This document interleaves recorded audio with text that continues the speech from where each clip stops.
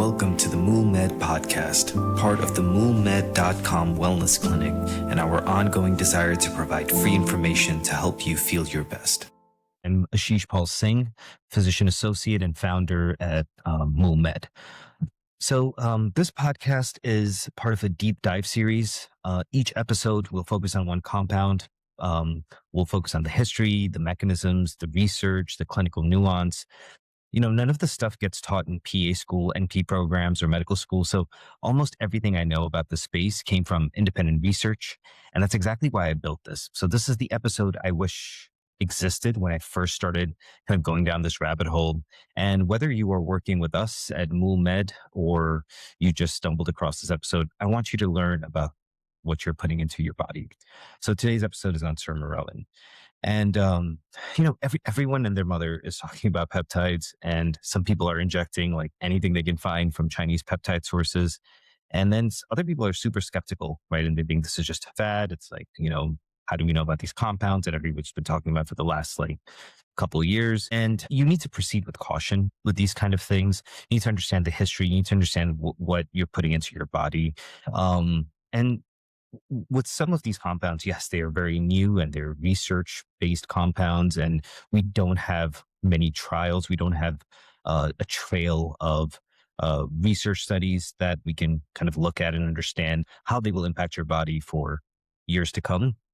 But Sermorelin is unique. And it's interesting because it was used long before, your favorite celebrities were using peptides. So Sermorelin was FDA approved. It went through phase 3 randomized controlled trials. It was prescribed by conventional endocrinologists and used in mainstream medicine for over a decade. And the reason most people never heard of it, and the reason it now comes through a compounding pharmacy instead of Walgreens, has nothing to do with safety or efficacy. So we'll kind of break all of that down. In this episode, we'll go through what Sermorelin actually is in plain mechanistic terms. How the FDA story played out and why that matters to you in 2026.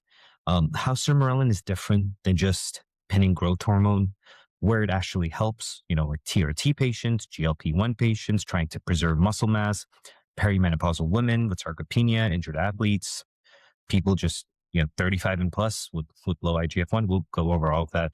And we'll also discuss a little bit about how to use it. So none of this is medical advice. I am a medical provider, but I'm not your medical provider. But this is about understanding the tools, so you're not just getting, caught up with grifters who are trying to just put you on random stuff. So what Sermorelin actually is. So let's start at what it does at a fundamental level. So your hypothalamus makes a peptide called GHRH, which is growth hormone releasing hormone. So that peptide travels down to your anterior pituitary, and it hits its receptor, and it tells your pituitary to release growth hormone in pulses, especially at night during deep sleep. So that rhythm, high growth hormone pulses early in the night, low during the day. It's not an accident. It's tightly wired into your sleep architecture, your feeding patterns, and your circadian biology. So Sermorelin is basically that same growth hormone releasing hormone, but it's a 29 amino acid fragment of human growth hormone releasing hormone. So that's the shortest fragment that still turns on the GHRH receptor and makes your pituitary secrete growth hormone. So it's not growth hormone, it's not IGF-1, it's more upstream, right? So mechanistically, when you inject Sermorelin, you're stimulating your own pituitary to release growth hormone. So you're still respecting the feedback loops, somatostatin, IGF-1, insulin, all the brakes are still on the car, but you're amplifying a pattern that already exists. So instead of forcing a new artificial pattern on top of your physiology, you are just promoting your own natural endogenous release of growth hormone. So that like upstream position is entirely different between taking something like Sermorelin and other growth hormone secretagogues as well, which we'll do other full in-depth episodes on. But it's different than taking one of those peptides versus like blasting recombinant growth hormone. So if your pituitary is shot, Sermorelin doesn't fix that. And if your sleep is trash, Sermorelin doesn't override that either. So it only works in the context of a system that can still respond. So it's something that can nudge you in the right direction. Um, as with everything, it's not a panacea, right? Um, so now the history, like the FDA story, right? Because this is where Sermorelin quietly stands apart from a lot of peptides people talk about online. Sermorelin was approved in the United States under a brand name Jarif or Garif. I'm not really sure how that's pronounced, but it was used in kids who had documented growth hormone deficiency. Pediatric endocrinologists used it, and it was part of real world endocrine practice. And it had two roles. So it was used as a diagnostic tool. So they would give Sermorelin to see how much growth hormone the pituitary could produce, and that gives you some insight about the reserve.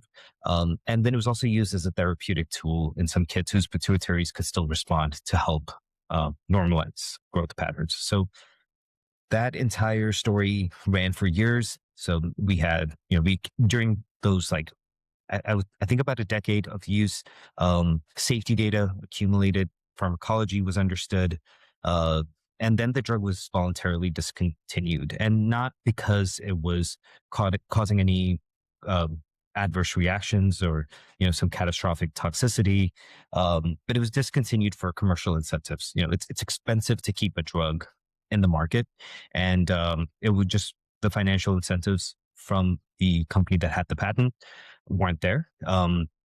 So it was discontinued, and they kind of shifted more towards recombinant growth hormone because that's easier to standardize, easier to patent around, better business. So Sermorelin then ends up in this strange in between zone, right?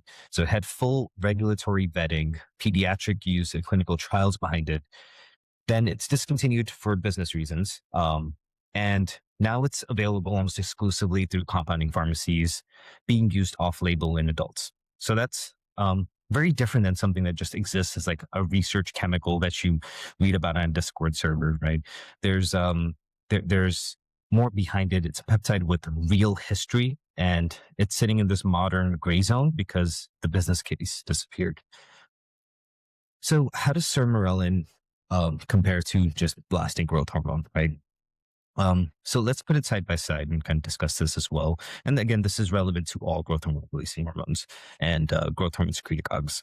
So if I gave you recombinant HGH, I'm bypassing the hypothalamus and pituitary, right? I'm not asking your system a question. I'm just giving it an answer. So it will flatten your pattern. Growth hormone is supposed to spike at night and then drop. And doing this once daily or twice daily growth hormone injections, it can flatten out those spikes into more constant exposure, which is not necessarily how your physiology is meant to function, right? So long-term physiological growth hormone is associated with, acromegaly, insulin resistance, cancer risk, cardiovascular issues, especially in people who don't have a true growth hormone deficiency. You're going super physiological. So like pitting growth hormone is not part of an anti-aging protocol. But what Sermorelin does is something that's qualitatively different, right? So it talks to the growth hormone releasing hormone receptor at the pituitary, and that's it. So the pituitary decides how much growth hormone to release in response, and this is your own body producing growth hormone.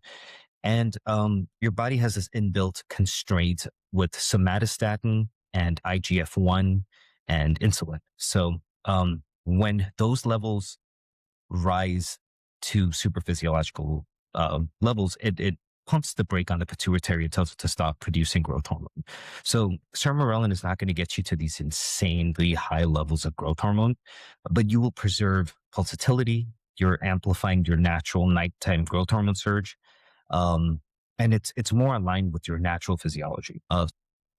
So if your goal is to age slower, preserve muscle, support tissue repair, and keep your insulin sensitivity decent, that distinction matters. Great. So who is Sermorelin actually for? So Sermorelin has quite a few great use cases. So oftentimes we'll see patients who are on TRT and HRT who are noticing maybe this blunted recovery. They're training, they're sleeping better, their testosterone is in a good physiological range, but their IGF-1 is still like low normal for their age. Their sleep is not as great. They don't feel as resilient. Um, Carefully dosed Sermorelin, what it can do in those contexts is that it can raise your IGF-1 levels into a healthier band. And one of the first things that people notice with growth hormone secretagogues is that their slow wave sleep pattern deepens. So they feel better rested. They feel like recovery is better as well. So if you have a hard workout the day before, the next day you feel like you can keep going. You're not as sore. You actually feel like you recovered quicker. So you have this deep, slow wave pattern that improves because of that growth hormone surge at night. Muscle maintenance, body composition also improves, although gradually. Again, you're not going to look like a bodybuilder on Sermorelin, but it's a great adjunct to kind of nudge you in the right direction to keep your growth hormone levels at a more youthful level. So Sermorelin, another very common use case is Sermorelin being used in the context of people who are taking GLP-1s, right? So these GLP-1s are super popular now. They're incredible at driving weight loss. So they cut appetite, they slow gastric emptying, they change eating behavior. But the scale doesn't care what you lost, right? So fat plus muscle, water all adds up to weight loss. So, some research goes as far as saying almost 50% of the weight that you lose on these GLP-1s is muscle. So if you lose 20 pounds, you're losing, 8-10 pounds of muscle, which is not something that's good for you in the long run. Muscle is important for handling glucose, for longevity. We all know that, right? These same patients, when they're on a GLP-1 for legitimate reasons, right? Obesity, diabetes, metabolic syndrome, and they're dialing in their protein, they're doing resistance training, adding Sermorelin to that protocol can be really helpful because you're using a GLP-1 to take off fat. You're using training and diet to protect muscle. And in that context, Sermorelin becomes a targeted lever to support growth hormone pulsatility, to maintain IGF-1s in a healthy zone while your appetite and intake is suppressed. It also helps you preserve muscle mass and recovery as your body goes through this rapid composition change. So this doesn't mean that everyone on GLP-1 should be on Sermorelin, but it's a tool for GLP-1 patients who care about performance and muscle and are doing the work, right, in terms of, again, getting adequate protein intake, resistance training, and also their labs are supporting that this growth hormone access nudge could be helpful, right? So in those contexts, it can be very helpful. We have quite a few patients who do well with that stack. And we always promote a holistic approach to your health. So again, no panaceas. Another use case for Sermorelin that we find in our clinic is perimenopausal women with sarcopenia or sleep issues.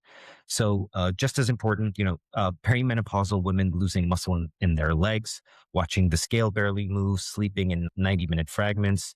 So we fix the basics first, right? We check their progesterone levels, their thyroid, their iron levels. We discuss the idea of structured resistance training programs. We work on the circadian piece. How is your morning light? How is your evening wind down?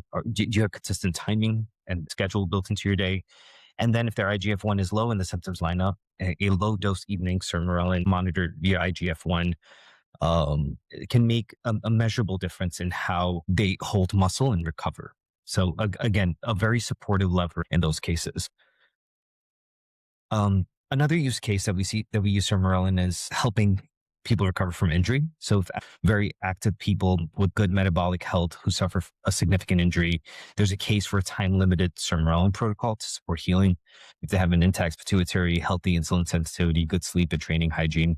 So if you run Sermorelin for a tight window, like 8 to 12 weeks around rehab, to slightly increase growth hormone and IGF while the tissues are under repair. So with all of our patients, we monitor IGF-1 levels every few months. We're making sure they're checking their fasting glucose and insulin, A1C, lipids, and then tracking their subjective sleep and recovery. So it's very rare that we see an IGF-1 that's like off the charts with Sermorelin. And you constantly want to assess, where am I? How am I feeling? How are things trending? And make the decision if you want to continue. So when it comes to safety and risk, what we actually know and don't know, right? Sermorelin's pediatric history gives us something most peptides lack, which is a real world safety window in a vulnerable population. So, we know that Sermorelin was safe enough for pediatric growth hormone deficiency used to stay on the market for years. We know it was taken off the market for business reasons, not because regulators saw a danger signal. We do not have a 20-year randomized adult data where, otherwise healthy 35-year-olds took Sermorelin and we followed up with them, to age 55. So in adults, you can take this compound for performance and aesthetics, but you want to keep monitoring and following up with the rest of your blood work protocol. Some contraindications: you do not want to take Sermorelin if you have a strong personal history of cancer or long-term growth hormone access stimulation. And you do not want to take it if you're not going to get consistent blood work done to check your IGF levels. And you should not take it if you have insulin resistance, because fasting insulin can kind of start creeping up. So Sermorelin is definitely safer than taking growth hormone. But again, with all of these compounds, you want to tread carefully. Right? And then what are the most important things, especially as this peptide craze is continuing, right? You can go to a clinic and get these peptides and you will pay a certain amount, and you'll probably pay half that at the very least to get it from some website online, which is selling you some poorly sourced compound. So the last piece is sourcing, and in peptides, this is almost everything. So the fact that Sermorelin used to be a branded FDA approved drug doesn't magically make the vial you get today identical to that product. So you want legitimate compounding pharmacies, not random research peptides only compounds. If you see research peptides labeled on the peptides you're getting, please do not take that. You want to use a regulated pharmacy that is producing these compounds. So if you cut corners, nothing else matters. You can have the perfect algorithm for dosing, but if the vial isn't what it says, you're experimenting on yourself with an unknown. And it's pretty remarkable to me how people are willing to do that, because it's not even like you're taking a pill, you're injecting something into your body. So the courage that people show with some of these compounds is pretty absurd. So where Sermorelin fits in with the Mool Med hierarchy. So we use Sermorelin as a tool. You want to make sure your light and circadian rhythm is balanced. You have good sleep architecture. You have good sleep habits and hygiene. You have your nutrition dialed in. You have some resistance training as part of your weekly regimen. Your baseline hormones, like your thyroid, sex hormones, insulin sensitivity, all of that is at least being monitored. If you're on a GLP-1 or other metabolic tools, those are also being evaluated. And then after those things are dialed in, Sermorelin can really have a positive impact in terms of helping with recovery, helping with sleep, helping with muscle, and helping give you a more youthful level of growth hormone. Be careful. If someone is selling Sermorelin as a one-size-fits-all anti-aging drip, walk away. If someone is willing to explain the history, show you your labs, and to outline a real plan for preserving muscle, sleep, and metabolic health in the context of a bigger picture, and then that's the kind of environment where Sermorelin can be a smart tool. And that's exactly how we think about it here at Mool Med. Thank you.